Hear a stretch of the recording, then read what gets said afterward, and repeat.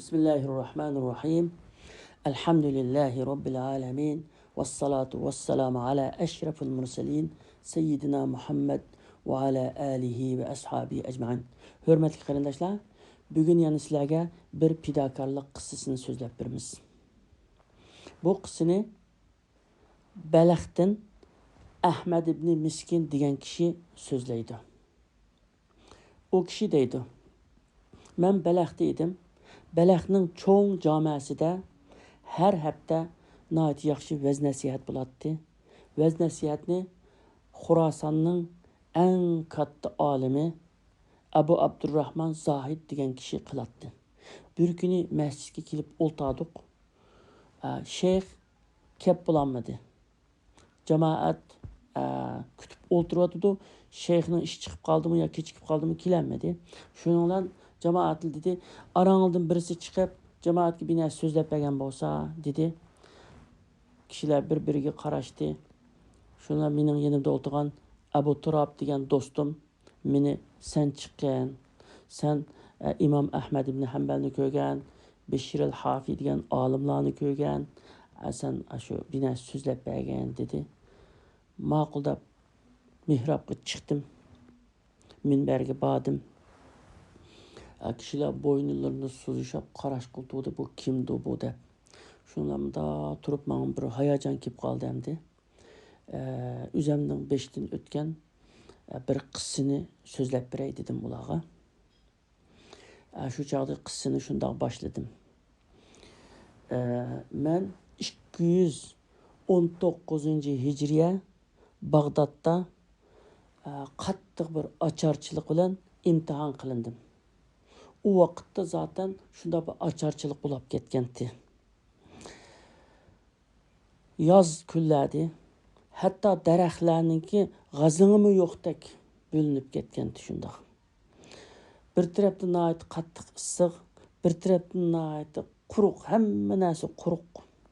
Yeşillik ancha yo'q. Shaklda mushda bo'lib ketdi. Bek ochliq bo'lib ketdi. Men ayolim, uzam, balam üçümüz shunda och qoldik. Bir qancha kun och qoldik. Yegili hech narsa yo'q. Bunda bir yeşillik, bir g'azan, bunda bir narsa bilenme bir canımızın küçükünü bir temin etişke andak nasımı tapamadık. Şunda bir açlıkta oyladım, nemiş kılışımını bilmedik. Bir üyümüzden başka hiçimiz yok endi. Ahir oylap endi bu şu üyünü olsumu satsam bulamı ya dep oyladım ama üyünü setiş xuddi tiremni yuluvatkandak bilinidi bana. Tiremni soygandak bilinidi. Çünkü üyümüzün setip alsak biz talada kalımız. Aç ıssık, deşti ıssıkda talada kalımız. Hiç nersi yok. Uçaktaki açlıkım hem de bütün dünyanın nimetleri, gızalarını yesem mi toymaydıgandaki şekilde şunda aç kaldım. Ben 3 kişi üçün 3 hesse aç idim deydi. Üzem üçün, balam üçün, ayalım üçün. Çünkü ben hemmeske mesul olgandikin. Ayalım 2 hesse açlıkta atattı. Bala üçün, üzü üçün. Balam bir hesse aç idi. Üzü üçün. Muşunda açlıkta bir günü beşim ketip talağı bir çıkıp bakaydım. Şunda mangdım. Köçüde menip kitip basam Ebu Nasr Sayyaf degen nayt yaxşı takvadar bir kişi battı. Şu kişi uçurap kaldı. Kulda bir tügündü bir nersi bağındı. Vay nim boldu ahvalın bek yaman go dedi. Şununla dedim biz bir qancha günden beri aç kaldık. Yigili hiç nersi yok. Ahvalımız bek yaman. Üyemni satay desem talada kalıma. Ballarımı belgili hiç nersi yok. Ama yine çıkıp talağı çıkan desem. Mening beşimgima mushunda bir açlık kelgan. Bana sana ben bunu sözlep berey dep onu sözlep berdi. Yani endi Ebu Nasr Sayyaf'ның kıssası başlandı. Ebu Nasr Sayyaf o kişiga deydi: "Men sana o'xshash mushunda bir aç qilib, nima qilishimni bilmay, 5-6 balam uyda, ayolim hammasi aç, menmi aç. Talağı çıkıp ketip barsam, aşı zamanның en katta ulamalardan yani takva zahid kişilerden biri Bishir al-Hafi degan kişi yolda uçurap kaldı. Yolda uçrab assalomu alaykum deb salom qilsam, u qarab, "Seni mushu holda ko'rishim meni bek bearam qildi. Nim bo'ldi? Bek yodab ketibsa, bek bir ezilib ketibsa" dedi. Ama shundoq ballarımı aç, ayalımı aç, məmi aç, şunda aç qaldık. Desem, kellemese aqamdı man torunu ağın, ma derya boyğu baraylı dep, aşı derya boyğu badık dedi. Torunu elip. Tərit ağam ya dedi. Tərit aldım. Onun 2 rekat namaz okuğun dedi. 2 rekat namazını okudum. Onun gün torunu Bismillah dep sağın dedi. Torunu taşladım. Torunu taşlap bidem tutsak, bidem geçiş qanda gap bolmadı. Birazdan keyin torunu tat qıldı. Eğir besil qıldı. Tor tatıl qıldı. Şunu torunumda tassam menimi söylep ketgüdek. Şunda bir nerse tatıp oturdu için xuddi adam tatqandek. Şunu şeyh İslam'ı kəslim anı tatışıp bəmizdə küçüm yetmedi manınğa. Nimeki bu desem maqıl dep işkeylen tattık. Ya Bismillah dep şunda tatsaq, şunda yoğun bir belek çıktı ki, men hayatımda bunda yoğun bir belekni körep bakmagan. Belekni Bişril Hafi degan şeyh dedi. Tamam, bu belekni hazır apırıp sen ballarını toygazgın dedi. Maqıl dep bunu elip gitip basam, yolda bir adam uçurap kaldı da. Yolda bir bay uçurap kalıp, belekni ben satsan asan bulat dedi. Menin o ihtiyacım ba, ballarım açtı, şunu elip gitip barattım. Desem, ben kanç buldu sana bir men dep naydı, cık pulgu setip aldı bunu, belekni.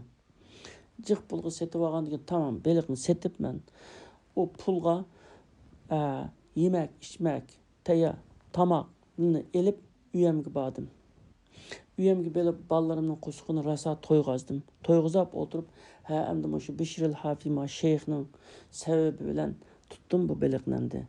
Muşu kişiye bir nanның içige binası elip aprayda bir nanның içige göş selip elip badım deydi. Berip işkini kalksam kimsiz dedi. Men Abu Nasr Sayyaf desem, kulunuzda binası bolsa işkinin yendeki tekçidi kap kirin dedi. Maqıl dep kirdim. Kirip ahvalını dedim. Muyda belekni sattım, naati cık bir pul verdi bir adam. O pul netçe ay xeylisek mi yetgüçlek cık pul verdi. Şunu olan ballarımga kang taşa tamak elip yügüzdüm. Yügüzüp oturup özleri isim kilip özlergime bir eğiz teksin dep ekegendim desem, biz undaqlarını alsak belek çıkmaydı. Onu ballarınızga apırıp yügüzün, bizge ekemen dedi deydi. Yani hiç şimi almaydıken. Şuna olan ben onu üyemge ekettim. Ekitip ballarına yügüzdüm. Deydi şu çağda bu Abu Nasr Sayyap'nın hikayesi tügeydi. Kuldaki tügünde 2 tane nan bakken bu nanını Ahmet ibn Miskin'e biridi. Muşu nanını apırıp emisi ballarınızın toyguzan, kusukun toyguzan, ahvalınız bek naçarlaşıp gitipti deydi. Şunda hoşulap nanını elip hem ballarımını bir toyguzutkan boldum. Hiç olmasa bir kusuk tuyutkan boldum. Toymusu mu bir acılıkın ki azabının küçükünden mıhtıkan boldu. Yolda gitip basam bir ayal küçük balısı bilen aldım bu uçurap. Kolamdaki tügününü görüp assalamu aleykum dep aldım bu geldi. Ve aleyküm assalam dep. Salamlaşkandan keyin qarasla muşu balam bek kusuğu içip ketdi. Bek uruqlap ketdi. Şunda halidan ketkil tas qaldı. Biz o çidaymizken nem bolsaq, lekin o küçük bala çidayanmaydı eken. Şunda bek muhtaç olap ketdi depdi. Ben şunda turup qaldım. Endi bu 2 nanni ayalım aç, balam aç, ular elip ketip barma. Endi bu ayal balası bilen kusuğumuz aç dep turdu. Ahvalı qarganda mening ayalım bilip balam qarganda malning ahvali bekrak yaman eken. En muşunun kusukunu toygazsam boğuda ekemdi. Başka çare yok. Dep nanni ayalga tanladım.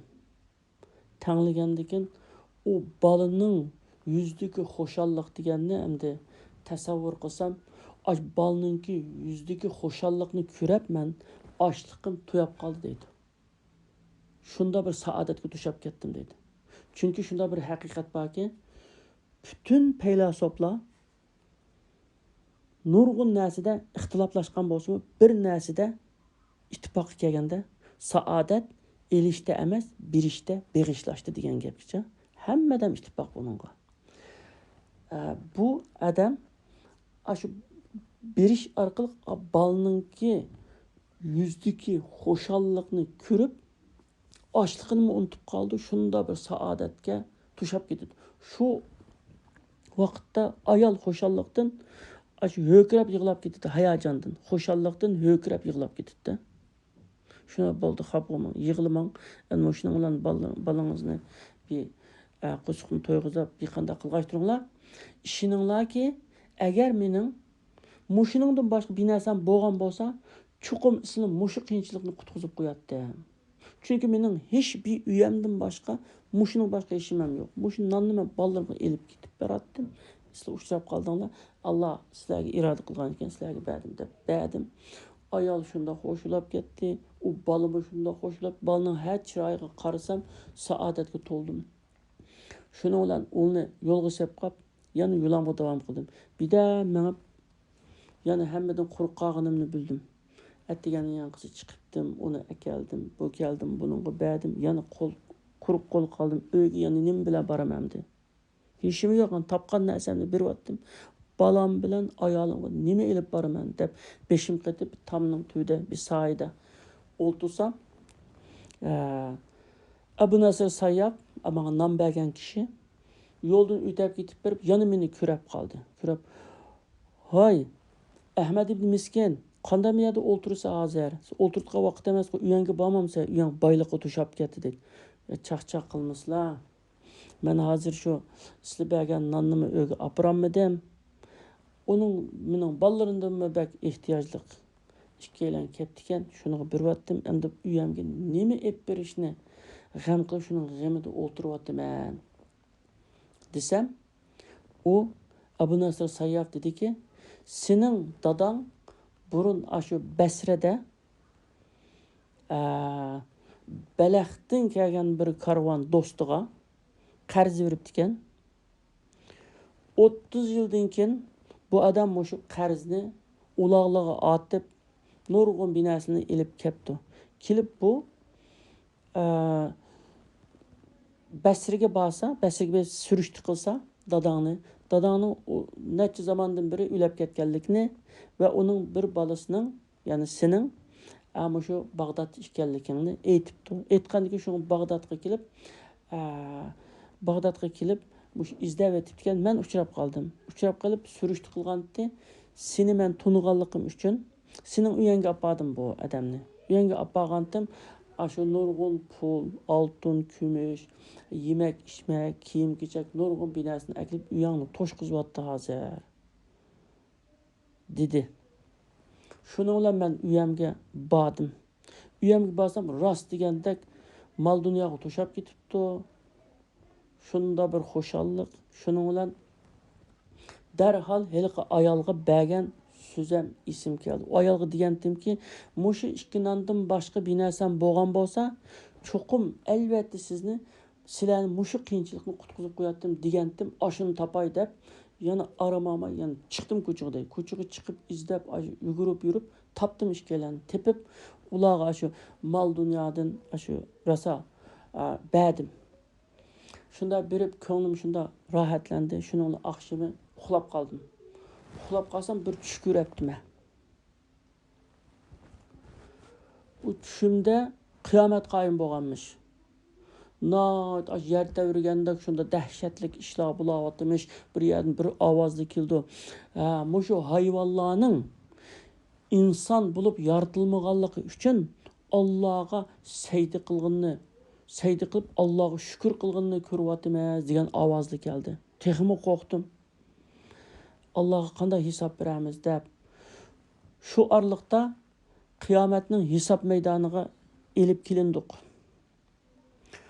Tarozining qishqa akeldi meni deydi. Tarozining bir tarafiga savobligim, bir tarafimga gunohlarim qo'yildi ekan. Tarozining oldida turma. Buningki gunoh savoblarini qo'yanglar dedi. O mening gunohlarimni ashunday shunda qo'rqinchli, chirkin, ashunda binasininki Sureti de aşında tarazının bir tarafı koyuldu. Savaplıklarım noit heyvetlik şunda. Namaz, roza, zakat, sadaka, yardım, diyenge okşaş şunda çaylık, körkemlik, çok yugan aşında savapla, aşında bunda bir şekilge kilip, yani bunda cisimga aylanıp, cisimdek bulup kuyuldu deydi. Kuyulgan bilen içi boş. Şunda boş, aşında namdaylıqı bulutdek kuyuludu. Ama bununki hiç kadar eğir basmaydı. Yani günahlarım besip gitip vardı. Ma günahlarım besip gitip vardı. Şundacık emellerim tarazının on tarafı kuyulup vardı. Emellerini kürüvatı ben şunda. Çaylık şekilde şunda. Emellerim hem de. Namaz dese yoğun kartondak binası şunda. Namaz çaylık yazılgan. Zakat, sadaka, yaxşı emel, tahajjud degan o'xshash shunda kelyapti natijik ammo hajmda cho'ng turyapti, gunohlarimdan cho'ng turyapti, ammo yana gunohlarim besib ketyapti. Bu xuddi ichi bo'shdek shunda yeni kelyapti. Qanday qilaman deb qo'rqib tursam, buningki gunohlari besib ketdi dedi. Savobliq bir amal yo'qmi ekan bir keltirsanglar debdi. 2 dona nonni keldi deydi. 2 dona nonni shunda qo'yapti. Taraz tang ulab qaldı. Günahim bilen savaplık emelim tang ulab qaldı. Bu 2 dana nan aşı 2 avu kichik bola bilan ayolga bergan shu nanken. Şu nan qo'yilgandan tang ulab qaldı. Shu arada birisi yo'q bunu savapning, bu nanning savabining yerimi Abu Nasr Sayyafga birleşi kerak. Çünkü Abu Nasr Sayyaf bergan o nanni. Bu adam o ayol bilan baliq bergan anda o'g'ani kim savobning yerimi aniga ketadi dedi. Texmi qo'qab ketdi men. Aram bir tang ulabdi, uning yerimini evoltgan bo'ldi. Shunda qo'qab tursam, boshqa yana yo'qmi-ki ishimisi debdi. Shuning bilan aşı bir suv akeldi dedi. Aşında yo'g'on aşında bir tungdek ayda suv ko'krab mush nimaga, mushu tarozining ustiga suv quyildi deydi. Bu aşı ayolning yig'ilgan yeshi dedi deydi. O ayolning aşı chaqnat xo'shallikdan yig'ilgan yashgan, hayajondan, xo'shg'onlikdan yig'ilgan yeshi quyuluverdi. U yosh dedi, ammo bu yoshdak emas, daryoning, dengizning suyidek-da. Shunda qo'yaverdi. Suv to'kilaverdi, to'kildi. Tarozining tepasiga to'kilaverganki shuning bilan shu mening savoblik amalim besib ketdi. Resmi besib ketdi endi. Gunohlarim üstüne ko'tarilib ketdi. Shu chog'da qarasam, bunda bir beliq shu tepasida, shu suvning ichida bir dona beliq yo'g'on bir beliq o'ynayotdi. Bu beliq shu men tutgan beliqmidi shu deb shunda xo'shallikdan qozondim deb ketdim shada. Shu qozondim deb bir vaqirab uyqumdan uyg'onib ketdim. Uyg'onsam bu mening tushimkan deb qissasini bu adam Balaxda shu jamida bu qissasini tugatdi. Endi bu qissadan har anlagan har qanday bir adam har xil buning ibratlarni oladi. Hozir bizning aqlimizga kelgan bir qancha ibratni desak, masalan, bu o'zi muhtoj turuqliq, o'zi muhtoj osh turuqliq o'zining nafsidan kechib boshqalarninki g'amini yeyish degan u naydi cho'ng bir ish hamdi. Nurg'un odamning qo'ldan kelmaydigan bir ish hamdi. Şu Allah Teala Kur'an-ı Kerim'de ensarlarını şunda medhiyleydi. Ve yusiruna ala enfusihim velev kana bihim hasasa deydi. Özü şunda muhtajlık şunda turup özünü unutup Mekke'den kelgan muhacirlarınki g'amini yeydi deydi de. Şunu ensar hem de ola. Allah rahmet kılgan kişiler. Bu her qanday adamning qo'ldan ketgan ish emas. Bu naydi cho'ng bir sınaq bu. Mushu sınaqdan o'tgan gap endi ma adam. Şunda üzümü aç, ballasımı aç, ayalımı aç durup yanı bir aşını toyg'uzishda Allohga tavakkul qilib, men Allohninki mushu bandasini toyg'uzsam, Alloh meni aç qo'ymaydi degan e'tiqod bilan uni toyg'uzdi. Amaliyotda u aç qolmadi endi. İkincisi hem de Şu amanatni egisiga yetkizish. Endi shu adam 30 yildan keyin amonatni olgan qarzni 30 yil olsun keyin ekib bergan endi.